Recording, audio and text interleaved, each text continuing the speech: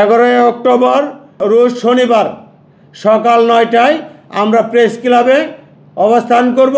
সেখান থেকে আমরা যদি কিনা আমাদের দাবি সেখানে বাস্তবায়ন না হয় তাহলে আমরা যমুনার দিকে অবস্থান করব। সেখানে আমরা আজকে এই দাবি নিয়ে যে বৃহত্তর কর্মসূচি আমরা কিছুদিন আগে ঘোষণা করেছিলাম যে আমাদের দাবি যদি 15 দিনের ভিতরে মানা না হয় অথবা যদি কোনো মেসেজ সরকারের কাছ থেকে না আসে, কোনো বৈঠকের সিদ্ধান্ত না আসে সরকার প্রধানের সাথে, তাহলে আমাদের পরবর্তী অবস্থান কর্মসূচি হতে পারে যমুনা।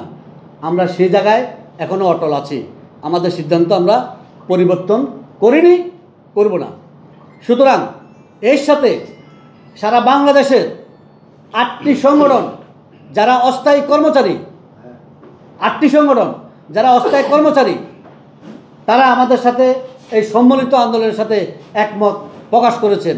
আমরা এই 8টি সংগঠনের সাথে একাত্রে ইনশাআল্লাহ রাস্তায় নামব। সর্বশেষ আজকে আমাদের দাবিগুলা আমরা পেশ করতেছি। সম্মিলিত যে 8টি ফোরাম আমাদের সাথে এসেছেন, সবার একই দাবি, যে দাবিটা আমরা আজকে সরকারের কাছে আমরা কি দাবি উপস্থাপন করতে যাচ্ছি। 1 নম্বর দাবি আমাদের, সকল সরকারি দপ্তর, অধিদপ্তর ও স্বায়ত্তশাসিত প্রতিষ্ঠানে নিয়োজিত আউটসোর্সিং কর্মকর্তা কর্মচারীদের চাকরির নিশ্চয়তা প্রদান এবং ঠিকাদার প্রথা বাতিল করে স্ব প্রতিষ্ঠানে আত্মীকরণ করতে হবে এবং এই দাবি বাস্তবায়ন না পর্যন্ত কোনো প্রতিষ্ঠানে অস্থায়ী কর্মচারীদের চাকরিচ্যুত করা যাবে না। বসুন্ধরা টিস্যু, অশুদ্ধতার বিরুদ্ধে এক বিন্দুও ছাড় নয়। 2 নম্বর দাবি, ঠিকাদার ব্যতীত যে প্রতিষ্ঠানগুলো আছে মন্ত্রণালয় এবং প্রতিষ্ঠান কর্তৃক ভিত্তিক নিয়োগপ্রাপ্ত, যেমন সকল সরকারি দপ্তর, অধিদপ্তর, স্বায়ত্তশাসিত প্রতিষ্ঠান, প্রকল্প প্রতিষ্ঠানে নিয়োজিত, প্রকল্প দৈনিক মজুরি ভিত্তিক নিয়োজিত অস্থায়ী কর্মচারীদের চাকরি স্থায়ীকরণ করতে হবে এবং এই দাবি বাস্তবায়ন না পর্যন্ত অস্থায়ী কর্মচারীদের চাকরিচ্যুত করা যাবে না এবং শ্রম কমিশনের সুপারিশ বাস্তবায়ন করতে হবে এবং যারা শ্রমিক আন্দোলন করে, যারা এই শ্রমিক নিয়ে কাজ করতেছে, তাদেরকে ট্রেড ইউনিয়ন করার অধিকার বাস্তবায়ন করতে হবে। 2 নম্বর দাবি।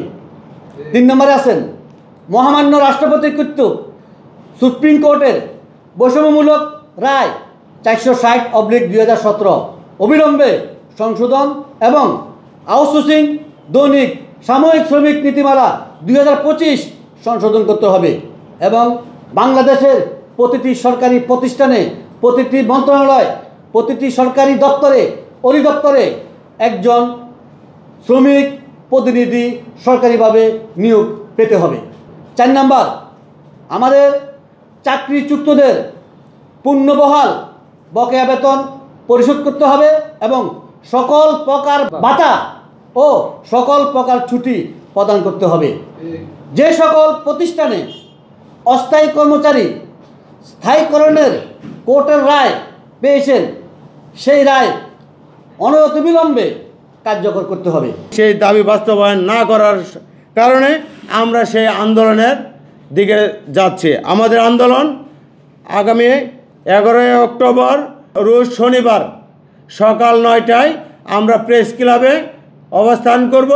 সেখান থেকে আমরা যদি কিনা আমাদের দাবি সেখানে বাস্তবায়ন না হয় তাহলে আমরা যমুনার দিকে অবস্থান করব। সেখানে আমরা তাই আমাদের এই বিক্ষোভ সমাবেশ আগামী 11 অক্টোবর রোজ শনিবার সকাল 9টায় প্রেস ক্লাব টু যমুনা।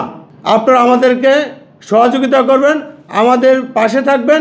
ইনশাল্লাহ আপনাদের মাধ্যমেই যেন আমরা আমাদের দাবি বাস্তবায়ন করে ঘরে ফিরতে পারি।